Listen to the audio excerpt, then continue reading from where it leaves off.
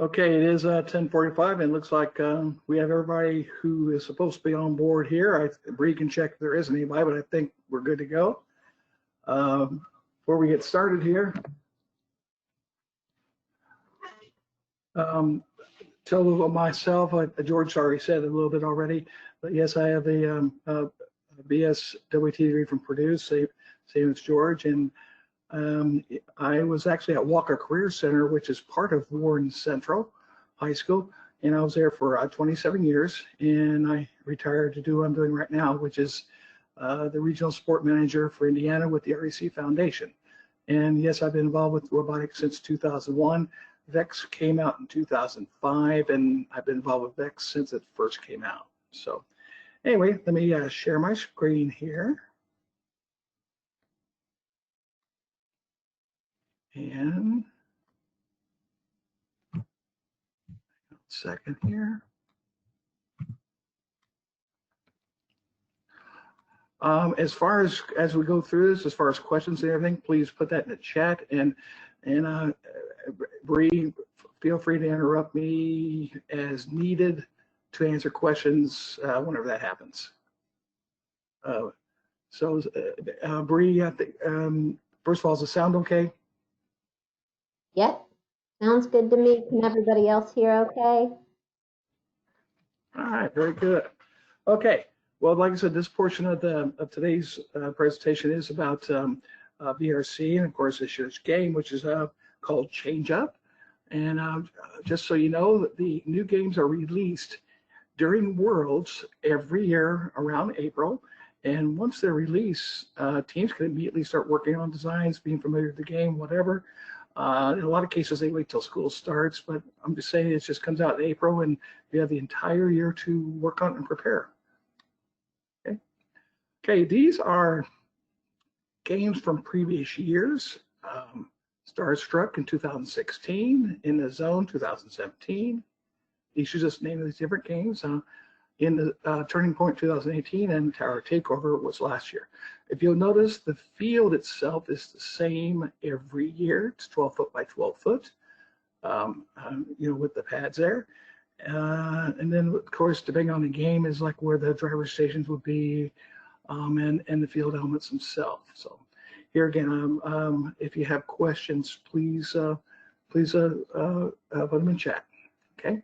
And also, all these games, including this year's games, are in YouTube. So you can go to YouTube to look up any of these to be able to see how they were played in the past here. So, okay, this year's game, Change Up. I'm hoping this will work as far as sound level, but I'm going to go ahead and play the video for it.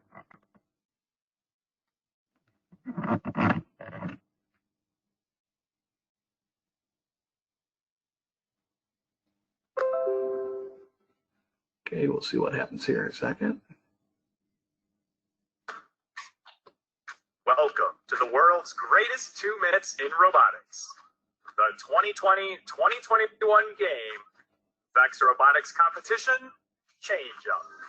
Change Up is played on a 12-foot by 12-foot field by 2 alliances, 1 red and 1 blue, made up of 2 teams each.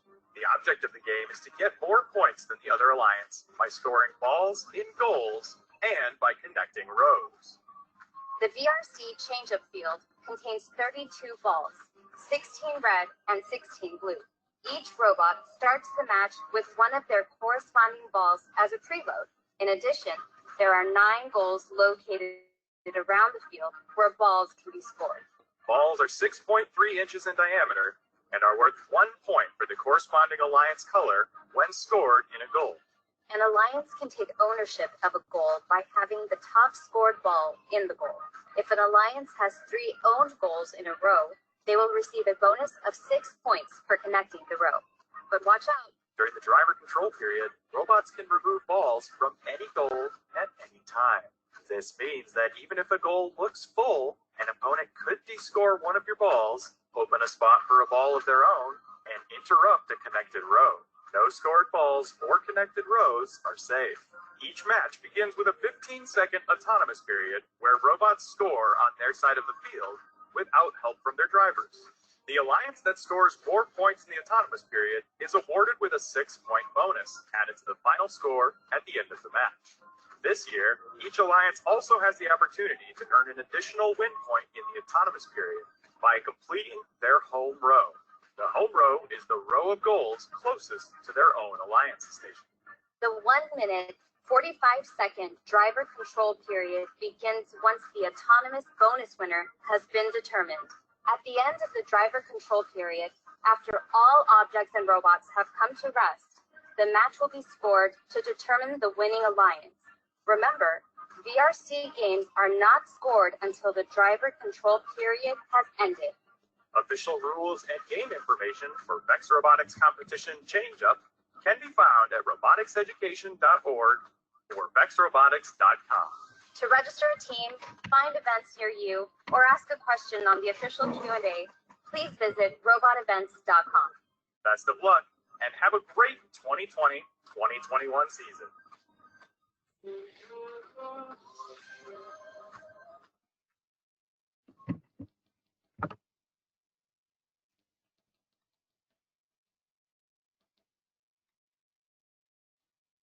Okay. And of course, that's, as you can see, it's available on YouTube, so you can go back and look that over as much as you can on here. So spend a little bit of time here talking about the game here. First of all, game manual here. I'm going to click on it. I'm not going to go through the whole thing, but I just want to show you about this. But it's, and of course, it's available at roboticseducation.org, vex.com also. But let's see. If I wanted too much of a delay, it looks like it's fine. Anyway, like I said, it's got an overview as far as the robot thing, but let's see if I can get to here. If you see it shows driver stations here on opposite. Now this is, if we were having a normal competition year, this is how the setup would be. Since we're being flexible, once again, here, I'll show you my Gumby here.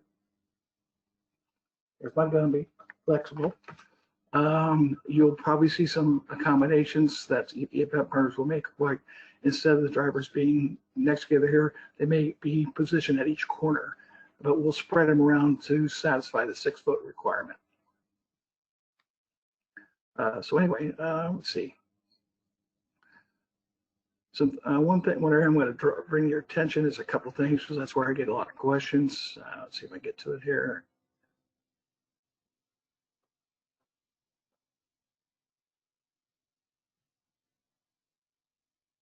Okay, let's see here.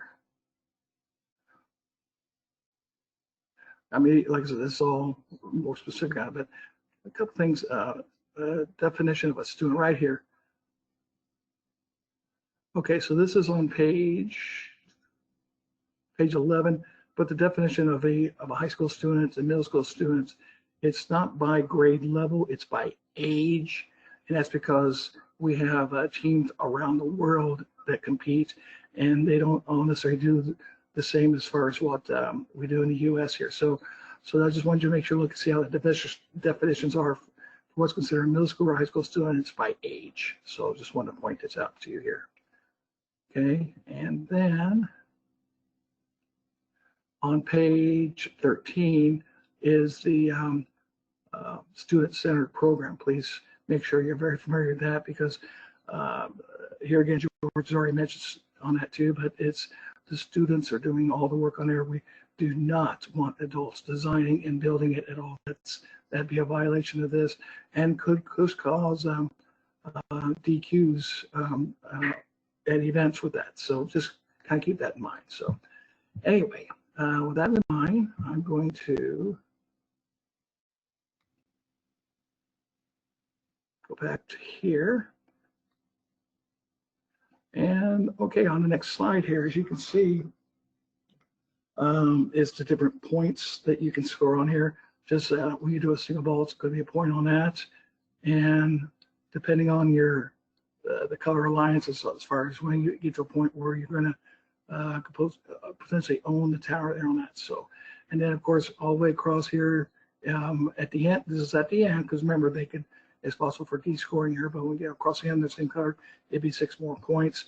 And then the winner of the autonomous is 6 points. Now, however, if there's a tie, then each side will get 3 points. So it'd be equaled out on that. So on the points, okay. Autonomous period is 15 seconds, and then the driver control is a minute 45 seconds. A program I recommend you use is called VEX Code, and I'll show you where that's at later on here. But there's a blocks version and a text version, and in that they have what's called a competition template. And in that there's an autonomous portion where you would put your whatever your program is for it, it's going to do autonomously, and then of course the driver control part. So that's the program that's used. The competition template is what's used to allow you to be able to compete on a given game day. So that's all VEX Code, VEXCODE. Okay, and then of course you see on the alliances here, there's a red and a blue alliance. On the match schedule that you get at events that you'll get, and we'll show you here later on, it's possible where you could be on the same alliance as a team, which by the way, you're helping each other get the highest score. But then it's very possible the very next match, the team that you are working with, now you're against, and then you're trying to beat them. So it just, you're going to see it both ways here on that, as far as helping and also going against you. Okay. I'll pause for a second for any questions. Is there anything? I see there's some in the chat, Bree, but maybe not need to bring up. Okay. Doesn't look like any questions at the moment. Okay. Hang on just a sec. Okay, here we go. Okay.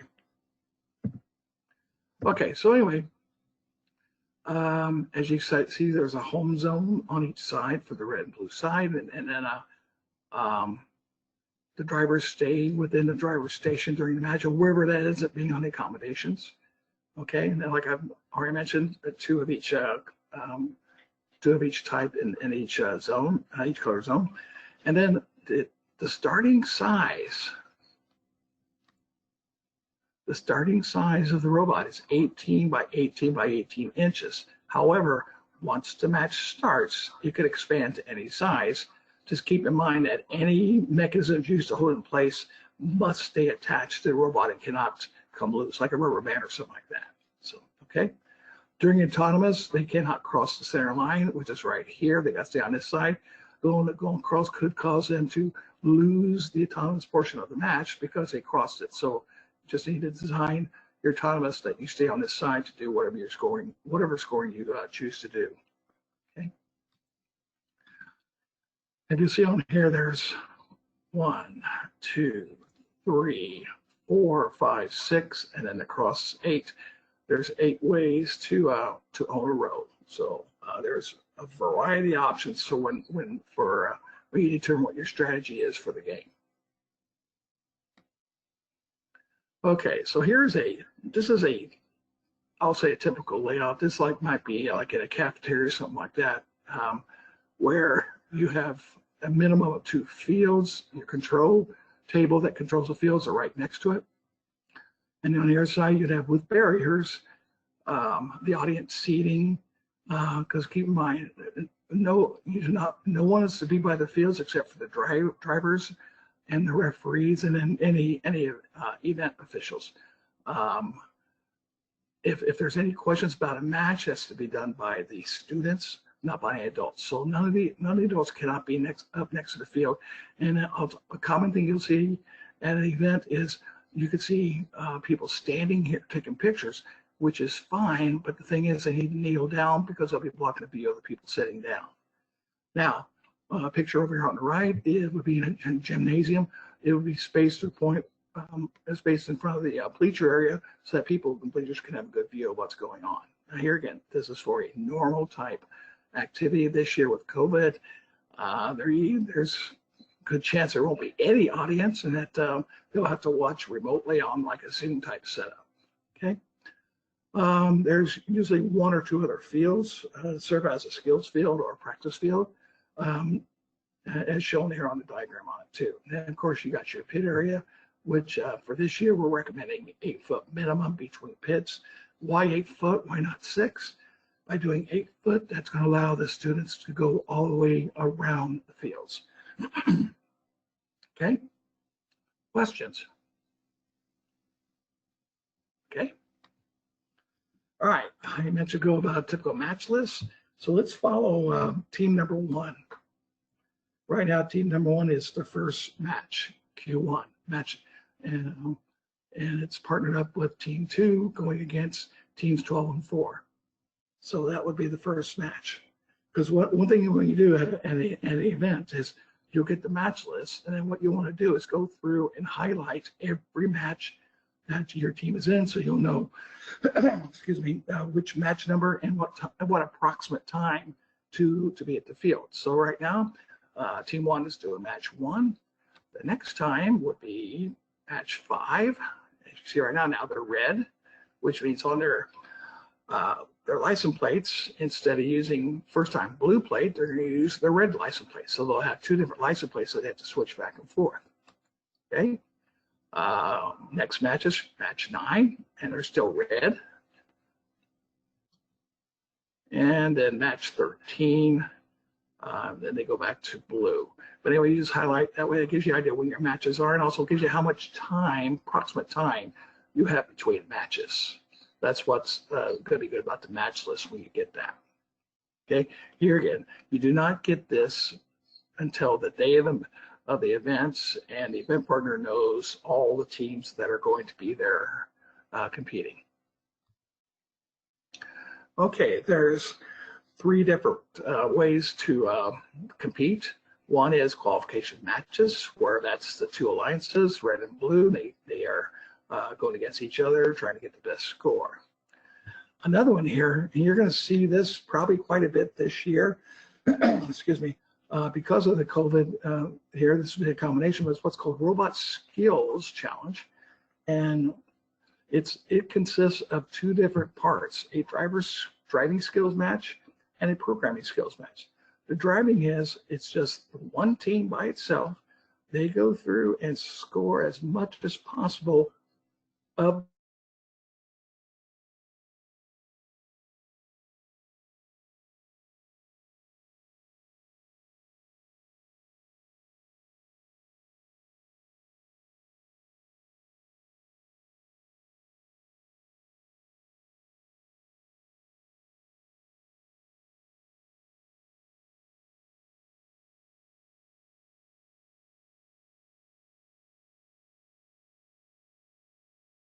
school.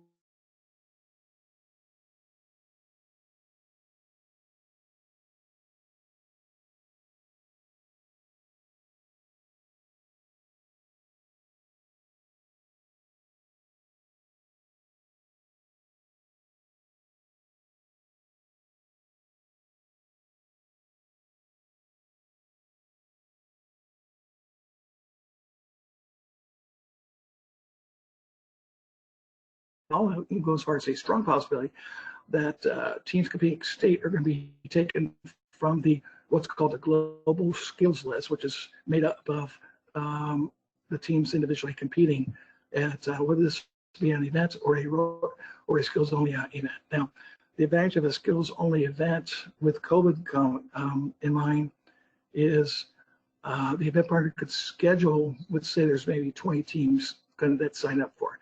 Well, the event partner could schedule 4 or 5 teams to do their matches during a certain time frame, like from 9 to 9:30 or something like that. And what that will do is that will keep team numbers to a minimum at one of these events, because they show up, they do their matches, and they leave, and they just do that throughout the day for the robot skills match. So I see that as a definite abominate the COVID-19 things we have to follow, especially with the health. Okay, so questions on that, because that's going to there's going to be a lot of flexibility, a lot of changes. Anything, Bree, before I go on? I think we're okay. I froze for a minute. Okay. Doesn't look like others did, so that's good. Okay, good. Okay, because I think we're back on. So, okay. Well, I've got my, just by the way, in case if I freeze on this, I do have an iPad set up as a backup that I'll switch over to that if I have to, but hopefully I won't have to. So, okay. All right. So here again for competitions layout, this is the layout for last year. No, this is from 2 years ago. And then if you see this picture, this is if you see it was done at Lucas Oil Stadium on the right. But the one on the left would be like a typical Saturday event. This is what you'd see. You'd see the drivers on the other side. And I don't see, oh, here, right here, it's the referee's head standing here on that. And then the shot from that's at Lucas just shows the one team competing. So like I said, it's just different variations on that. Okay, so qualification match versus robot skills. Okay. All right, let's go here. Okay, so for a particular round, one alliance gets 20 points, the other alliance gets 5. Round 2, they get 30, they get 10. It's just going to vary each time. But what's going to happen is for the team ones, these points will start accumulating as they do their different matches, and that's how they'll end up getting in order of what their first place to last place. So that's going to work. It's going to be based on their total scores on that. Okay, and then here it is showed up here. So like for here, 20 and 20 on that. On that, well, and it shows their totals there at the bottom on that. Okay, this would be an example of an agenda on a given Saturday. Actually, I need to update this because for 10 to 10:20, it's not drivers or coaches meeting. It's now known as event meeting because the meeting is designed to talk to everyone who is there, not just the driver and coaches. Okay, and then you'd have matches in this case from 10:30 to 12, have a 1 hour lunch, and then more matches in the afternoon. In this case, 2 hours worth, 1 to 3, and then at the end of the matches, all the teams will be in a first through last place setup. The first 8 teams would become the alliance captains for what will be the elimination finals, and they get the chance to pick who's going to be on their team, on their alliance, I should say, and then that will be the alliances for the rest of the events. In other words, they won't keep changing the different teams. Now, for the first 8, they could pick any team, including the second place team. And if that were to happen, if the first place were to pick the second place team, the second place could either accept and be part of the first alliance, or they could decline and be their own alliance. So all the alliance captains can do that. Now, any other team that's not what I call a picking team, not part of the alliance, they cannot, if they decline, they're done. They cannot decline and hope to be in another alliance. It has never worked that way. It won't work that way. So only teams that are a team captain that they're selecting their own alliance, one of the first 8, can decline. So, but anyway, well, like I said, this usually would take about 15, 20 minutes. Right now it's scheduled for 33:15. Once that's determined, then they do the elimination matches to find out who's going to win the event. And then that's when the awards are given out. Okay? Questions? Okay. Okay, here is, I'm going to play this video. This was from what was called a signature event. If you noticed on the front, it was at the Indianapolis Motor Speedway because in addition to regular events for the state, there are what's called signature events, which are special events around the country that are done. Like there's one that was done at Google, one was done at Smithsonian in Washington, and this one was done at the IMS. And these offer world spots for those who win this. Okay, and it's called signature event. So anyway, I'm just going to play a little bit of there's a whole bunch of. I'm just going to play first match just so you get an idea on the on how the game is played. And then if you notice the designs, you're going to see the teams at signature events are usually very, very good veteran teams. So you're going to see some really good designs and on in action here. So give me a second here to switch to it.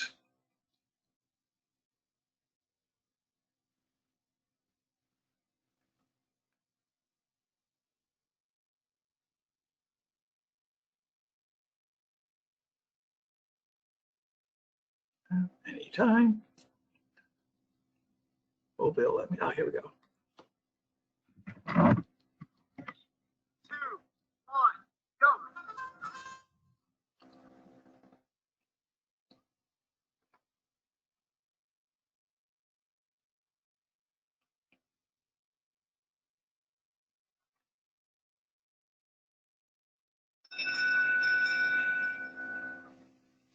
Red wins autonomous.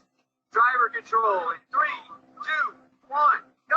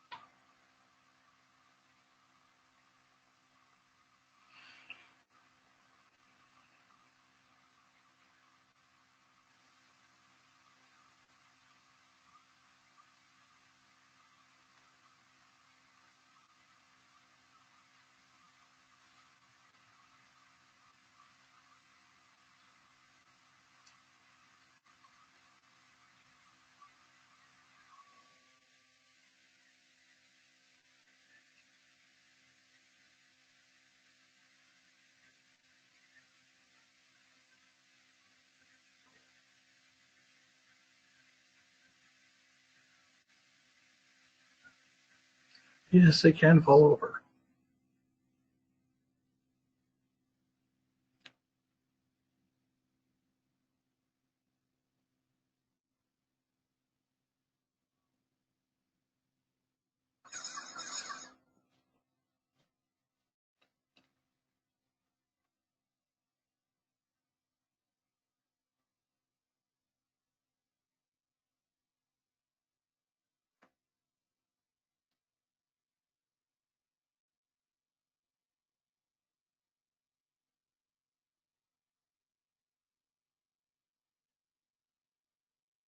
Yes, and they can end earlier, but the system will shut them down here right now. Here's your first finals match.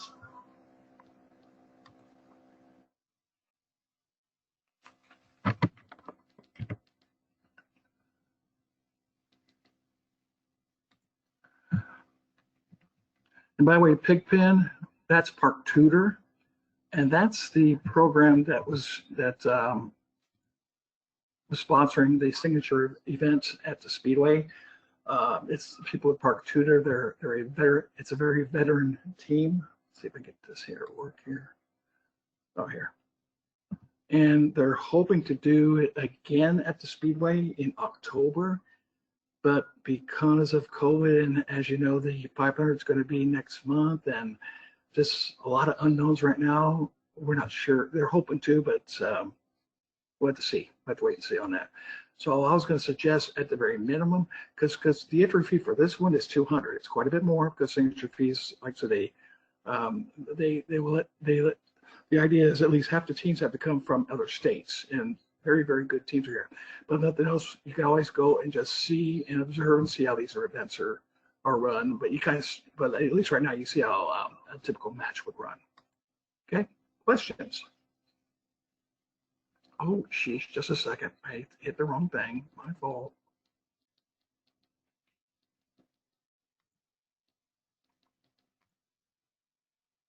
Didn't mean to do that. Okay. All right, so here's the next slide here. So there is a tool that EPs can get to do the measurement for the initial measurement, 18 by 18 by 18.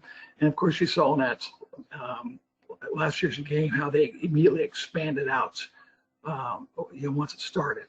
But initially, they've got to be like in these 3 dimensions. Okay. Okay, just like George said, sign up for 2 to 4 competitions as possible. And then also I would suggest, especially now in Coach's Corner for VRC, is if you got questions, please ask questions. And then also contact me, and I can probably get you hooked up with a team close to your school, a veteran team, who could provide input and advice on how teams are run.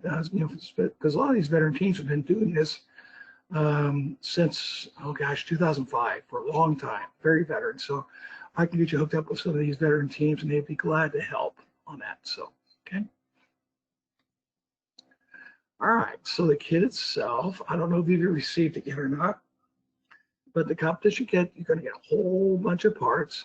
And I would suggest if George hasn't already assigned it, but it says that you build the clawbot, that you do it just so you know how this stuff is done. Because remember, when you get back to school and everything, you want the kids to do it, but you want to at least get an idea of how it works to build all this stuff. So you want to build this yourself on that, but it's called the clawbot. And then these are all the parts you're going to have to be able to do it. So a lot of teams, they'll get like containers or stuff like that to kind of keep everything organized, because when you open the kit, all these are going to be just some little plastic bags and stuff, and just sorting through that can take time. So just kind of keep that in mind on that. Hey, Okay. Randy. Go ahead. Can you hear me? I can now. Okay. Huma, is it Huma? Had a question about how many events you would recommend for new team to participate. I know we usually tell IQ coaches as long as they try to get to one, but I didn't know if there's anything different as far as VRC. Well, no, one's going to be good just to give them an idea, of what it's all about. But if they get at least two, that because what I hope would find out as they go that one, they'll find out about the other designs that are there and get some ideas to make improvements, whatever they want to do. And then when they do another, then they get a chance to try out those ideas. Another thing that I do know that's being considered, and this is going to be part of the COVID response too, is getting involved in a league, because a league is a minimum of 3 ranking sessions, which could be set up once a month for 3 months. I mean, this thing could go throughout the season. And then you'd have a 4th session called the final session, where they find out who the winner and all this. But the advantage of a league, especially for COVID, the COVID-19 requirements, is that this would be done during the school week, like for a couple hours after school. The teams only show up to compete, and then they leave. There's no audience, there's no concessions, or none of all the stuff that usually has more people around. Another advantage of a league is it gives them time between sessions to improve their design on that. So it's something to think about. And I do know that there's one being considered for the northern part of the state. So for those who get up there. And then I think there's another one that's also being considered for the central part too. And I'm talking about between Anderson and Greenfield, that area. So I do know that's something to consider. Robot events is going to be at a place where you're going to look for events to sign up for. I'll tell you right now, there are none there yet because I haven't approved any yet, but I'll probably start approving some next week. And the title will tell you what to sign up for. It may say high school only, it may say middle school only, it may say blended, it may say skills only. So skills only means you're just going to do the skills runs where it's just a one team, you show up for a certain time frame and run your matches. Like I said, I'm expecting to see that a lot more this year than I've ever had in the past. So long answer, but I hope it answers it. Randy, we have one other question too. Justin asked, what's the best way to locate a local league? Okay, they're going to be listed in robot events for just like for any other event you want to look for. So that'll be a place on that. And then also, I as teams come on board here, and I'm still using last year's list, but I'm gonna have a Google group set up where I'm sending messages out to every team in the state with announcements and stuff. And one thing I'll do is I'll start. Once some of these starts, we start seeing these, I'll start sending these out saying this. Here's a list of events around the state, and it's going to be listed by the city that's located in, and that way you can find out which one will be closest to you. Okay. These are good questions. That's great. Okay. Anything else, Bree? Looks like that's it for now. All right. Perfect. Okay. All right, the V5 remote, as you can see, it's it's not too bad. It's kind of nice. It's handheld on that, but on the back here, these are going to be what's called the smart connectors that you're going to connect here. I'll talk more about that here in a few minutes. Okay, of course, the V5 Brain. This is a touch screen, but I will tell you right now, it's not the kind of touch screen that you're used to with your phones. Okay, you know, on your phones, it's very sensitive. These here are a little bit, they're not as sensitive as the phones. I mean, you got to press it a little bit harder. And the reason is just because of cost. If they tried to use the same one that the phones would use, these would be very, very expensive. So they did that to keep costs down. But these are touch screens, and and like I said, I've used them quite a bit. They work very, very, very good on this. Okay, this is your the on-off thing on that. On the end, this is where you plug your battery in, and of course these are what's called smart ports. This is where you plug your smart cables in. Here you can see it right here across the top here on this view. Okay. This is, as it says there, this is known as the radio. This is what allows the V5 Brain to communicate with the controller, so you can do wireless. Okay. This is smart motor. Over here on the right is the our different gear sizes. It only comes with the one gear size, and if you want to do the other kind, you'd have to purchase those. But that just, what does it? That just changed the ratio of the gears, between speed and torque. Okay, and of course, like I said, all the hardware comes with it. And of course, you can purchase even more if you want. And the very veteran teams, the ones very competitive, that's exactly what they'll do. They'll add to their designs. Just a difference between like nuts here, like this one here, the cap nut here tends to come loose from vibration, stuff like that. So one thing you want to make sure on your designs, you got to make sure these are tight, because from moving around, vibration, all that stuff, they will, if they're not tight, they will come off. And depending on what the part is, that or mechanism, it may quit working because of that. Just different size gears for different gear ratios, depending on what you want them to do, comes with it.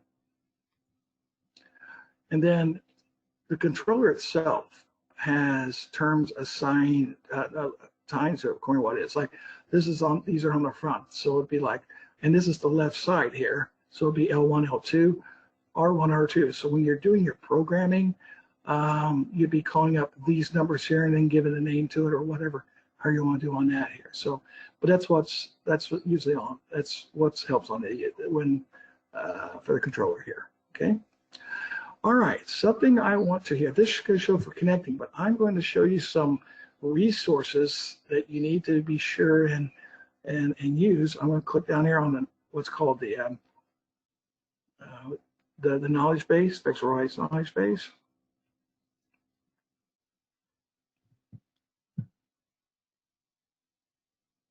Okay, so this brings up all the different platforms they have. Easiest way to, if you're not sure how to find this link here, you can go over here on online help. It's at the bottom to click on that. Okay, so we're going to go to, okay, a couple of things I'm going to show you here. Let's see here. Oh yeah, I'm going to click on V5. I can either do it here or here, whichever. So go to V5.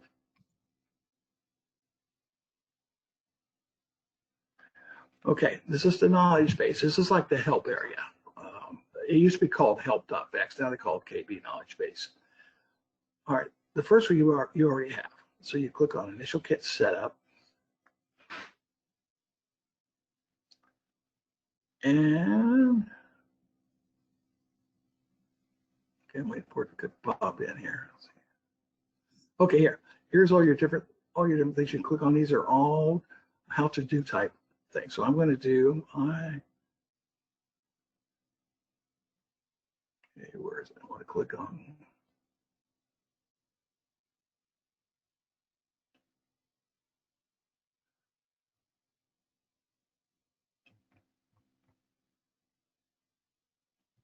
Okay, I'll click on electronics. I want to click on controller. Once again, look at all this. There's calibrate, main screen. This is all different things you can do. You can learn about setting up on the controller. But right here, the first thing you want to do, you want to pair it. Pair it. So this right here shows you how to pair the controller with the brain. First of all, it starts, I'll tell you this is what you're going to need. You're going to need a controller and brain, the radio, and then 2 connectors here. One thing it didn't show, but you're going to need a battery too. You have to be able to plug it in. But to pair it initially, all you do is just plug into any port, and it should immediately recognize it. And up here, top right hand is where you can see that, and then see this is on the controller. So right now, if it's doing that, that means it's searching for it. It's not connected yet. It's not paired. Okay. And see, that's also pairs right here on the brain network too. But once, and then this shows that it's connected wirely with the smart cable. But then, and that's what here showing that. It should be set up this way for default, but not, you can check and see, but it's got to be set for VexNet, not Bluetooth. Bluetooth doesn't work right now. And if you do change it, it's going to come up with a warning screen. So you want to make sure it's set up for VexNet. But anyway, once it's connected, it's going to look like this. It's going to look like a similar signal that you have in your phones. Okay, that's how you know you're connected and good to go. And it'll show that on both of them. Okay, so that's this particular how-to here within the help area here on that. So another thing I'm going to point out right now is I'm going to on the calibrate. Why is that important? It's possible, and it's everything's different, so it's going to depend on your situation here, but it's possible that when you power up, even though you're not touching any controls on a controller, the robot may drift a little bit, move a little bit, things like that. What that means is your joysticks are not calibrated to the setup. And by doing this, you can calibrate it so that way when they are not touched, it doesn't move. So the way you'll know whether or not you have to calibrate is what I just said. So when you power it up, if it's not moving or anything, or after you've used the joysticks and let them go and it stops, you're good to go. But if it keeps moving a little bit, then you need to calibrate it. So like I said, this knowledge base is a good reference area for all kinds of information on this stuff. Like here's the VEX code, which I'll talk about a little bit on that too. So, okay, any questions?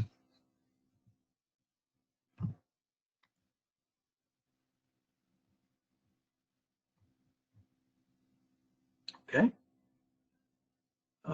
We go back to presentation here.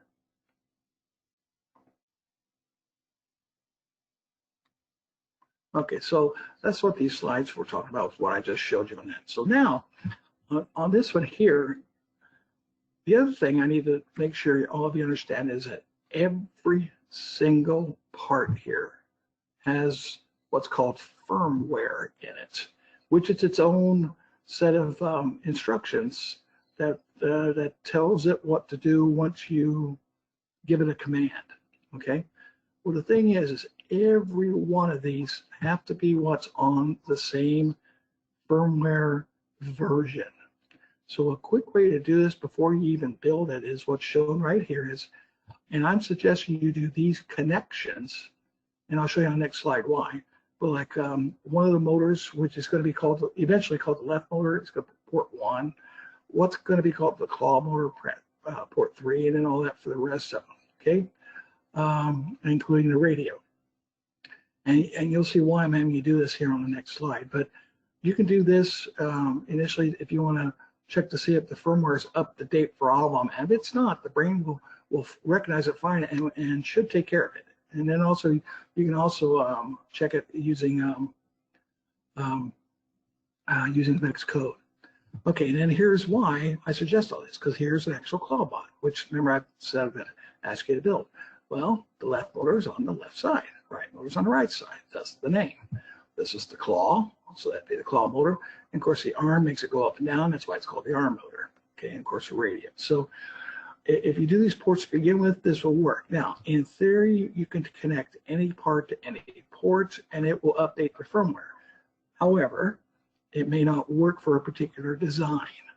So to do this from the start, then your chance of being successful as far as with your connect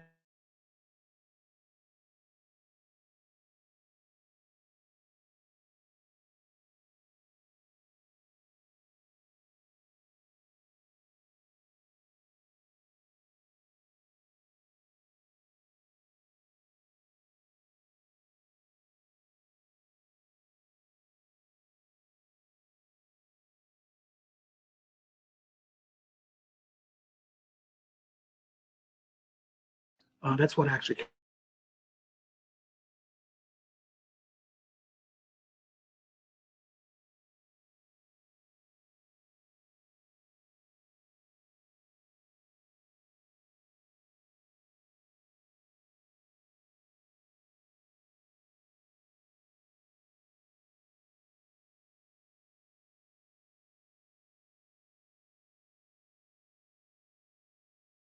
robots. So it takes a couple steps to do it.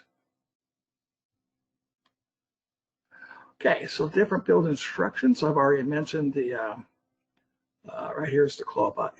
Right here's the claw bot that you should do initially. Now, claw bot, you could be able to score a little with this year's game, but not a whole lot. But you be able to do a little. Now, if you want to be able to be a little bit more competitive, this crush bot build instructions right here will allow you to pick up pieces, stuff like that, and you can be a little bit more competitive. So what's nice about this is, and I'm going to quick is you do have a design you could start with, so rather than having nothing and try to figure out, well, what do I want to do for this year's game? Well, they give you an idea on that. So I'm going to click on this. Hopefully this will work. And it's going to. That's great. So this is at vex.com, V5 robot builds, but these are all kinds of ideas to build robots, even from previous years and stuff. So you could do any of these if you want, okay? And what it's going to look like is, let me click on the clawbot.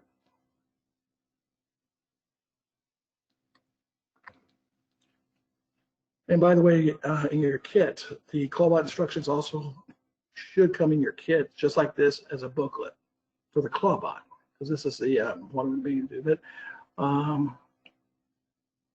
it. You'll build what's called a drive base first, which is there on the bottom. Okay, so as you see, it shows all the parts that's going to be needed, so you can organize them ahead of time prior to the build. This is from all your pieces that come in the kit. So see, and it shows approximate sizes and all that. Okay, and then just start step by step on building it as you do it. And these are where I'm talking about on the nuts. You got to make sure they are tight, because you're going to be doing a lot of hardware here on this. Okay, and as we go through that, so let me go a little bit later. I'm going to show you something else here in case you have an issue on that. Let's see it here a second.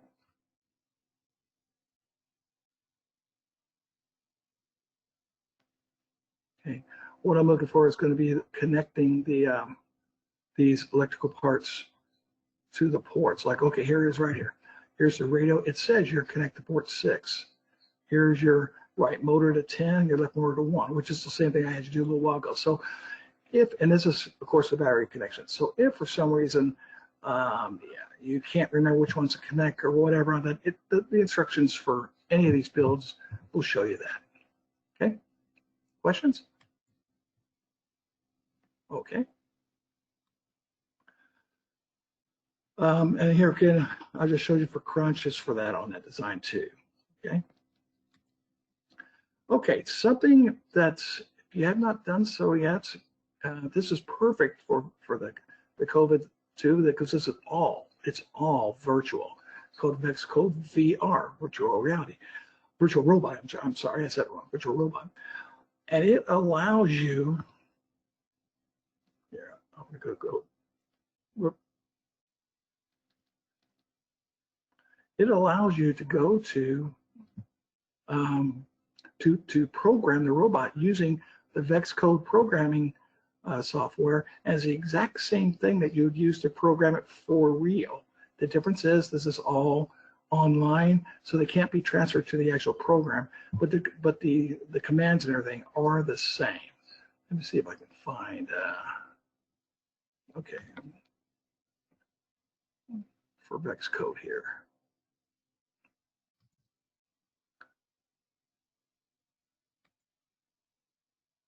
Oh, that's in the knowledge base. I need to go back just a second here.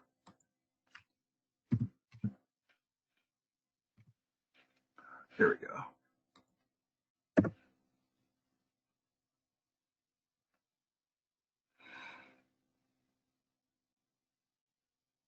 Okay, so of course this shows all the stuff they offer here. I'm going to switch on V5 or click on V5, I should say.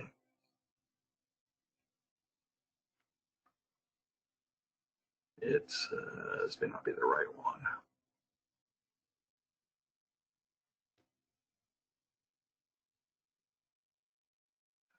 What I'm going to do, I'm going to go to Online Help.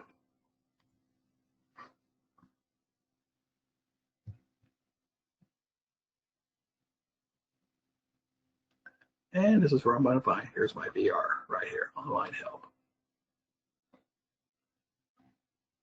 And then once again, with everything else there's no issues on it, it's going to help you get started with it. It's going to launch it. It's going to show you how to work with it for VxCode VR. So it's something that you could have your students do as online virtual assignments, however you want to have you treat as part of your school day. So this is just a way to help deal with what we're having to do on the with the COVID thing. Okay, questions?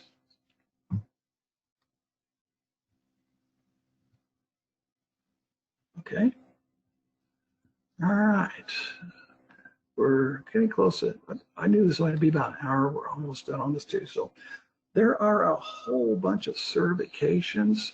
There's an educator certification that will help you get an idea of what it takes to do teams, and you actually get certified. You get a certificate for this. So, and you might be able to apply it to your this is PVPs. I think that's what on that. So, and there's also one for competition, the competition itself. So, but for VRC, there's also for your students and yourself, there's a driver certification on. Basically, it helps you know how to do the game and all the rules for it. Okay, and there's going to be, it's not out yet. It's going to be out here in, I think in August, but it's going to be a judging certificate. There's already a referee certificate. There's all kinds out there for that. So here, I'll click on this just so you can see where it's at. Once again, certificates.vex.com. And then, like I said here, click on get started.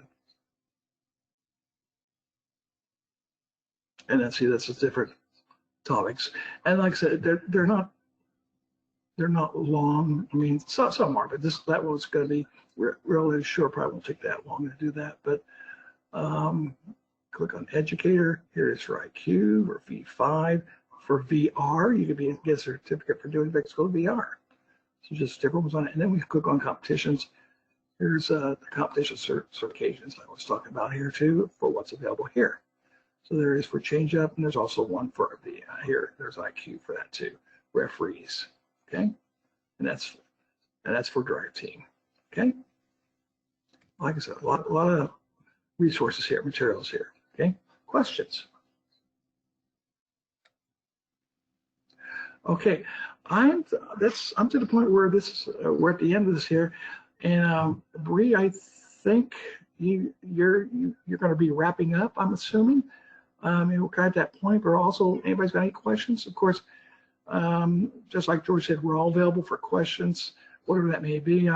I'm here to help, whether it's be for team, whether it's for events, whether for event partners, just whatever on that.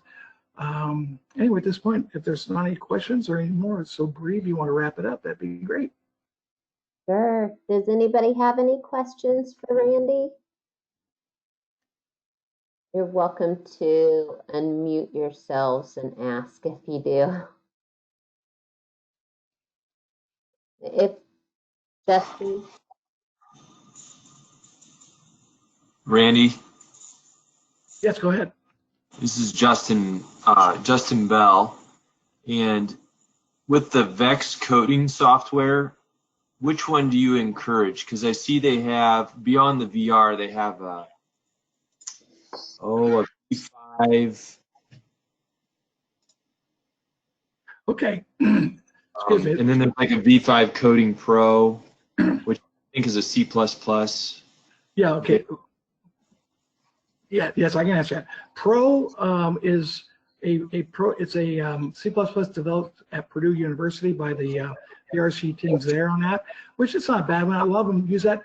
But I'm going to go with VEX Code. There's two versions of it. There's a VEX Code v5 blocks and a VEX Code v5 text. And Okay. blocks is going to be very similar to what the IQ version is where you just kind of drag over the command and then put in what you want it to do. But the things I like about VEX Code is it comes, the program itself is loaded with many tutorials, video tutorials that you can click on it and you could sit there and do the commands following what the tutorial has you do. That is part of the program. Also, it has a lot of sample programs already there that you can pick one up, rename it, and then add to it from there, go on to it from there. So it has a lot of tools built into the program, and it's called VEX Code, VEXCODE. And then also on the right, it's got in there for questions is the developers encourage that if you've got a question about or a suggestion, whatever, that might either you need help on or to approve it, to put that in there because they will pay attention to that and work on that from there. So VEX Code is a very good tool on this, and then especially if you get students from earlier, from middle school, who are middle school, either was part of middle school or elementary team, who have worked with the same software. It's identical to what's used with the other levels. It's just designed for, in this case, V5, that particular platform. So, and then now, those of you with Project Lead the Way, at least for the near future, at least probably another year or two, you're still going to be using Cortex, and Cortex requires Robot C. Robot C does not work with V5, but it does work with Cortex. So that's the other thing I want to point out too. Long answer, but I hope it answered it.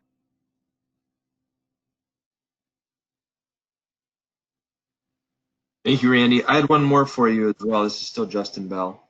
Okay.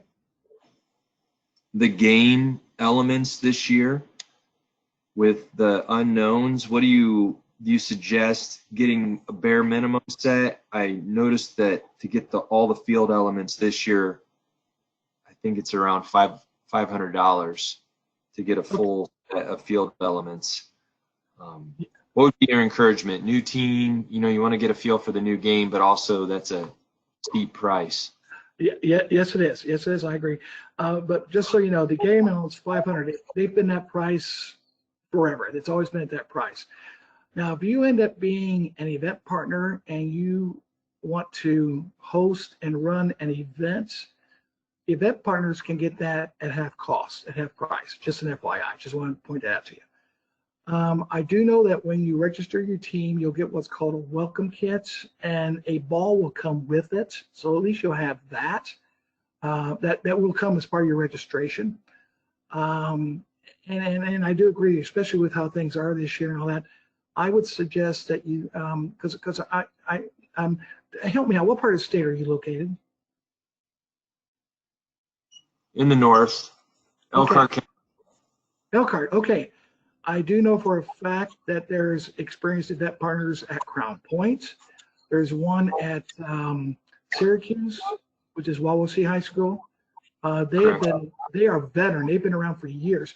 I guarantee you they'll have fields, and it's possible you could. And I know there's another one at Warsaw too, but I possibly you probably get hooked up with them and maybe at some point maybe schedule a scrimmage, a practice match, so to speak, if you want to do that too. So that there might be different ways to try to do that. But I do know in the northern part of the state, you do have some veterans up there who would gladly help you. Thank you, Randy. Okay. All right. Anything else? Anybody else? All right, back to you, Bree. Okay, if nobody else has any questions, we will be following up with an email probably early next week on Monday or Tuesday, and that will include recordings of both George and Randy's trainings. So for any of you that maybe also is starting an IQ team but wasn't able to participate in the IQ training, we'll have links to video recordings of both of these sessions, as well as a link to a survey to let us know how we did, and lots of other helpful robot resources. And a reminder on our page, techpointyouth.org, we have a robot resources page, which is full of important, helpful links and the calendar and everything like that that George went over at the beginning. And then we are always available to help. You can email Randy, or you can email, it'll probably come to me through the robot grant at techpointyouth.org. So we are here to help, and we know this is going to be a totally different year, but we are going to be very flexible, and we understand that most everybody is probably going to be in a similar situation, but there may be schools that do decide to kind of move forward as normal, whereas there are others that won't. So we are right here with you, and we'll just all figure it out together. So that is Okay. all I have. You have anything? And yes, I just have a final comment is, as you go through learning more about V5, take advantage of that knowledge base. It's full of that. And then one thing I just remember also, there's also for curriculum, there's curriculum for this too. You don't do this for school, but there's skill labs. There's labs you can do too. But definitely take advantage of that knowledge base.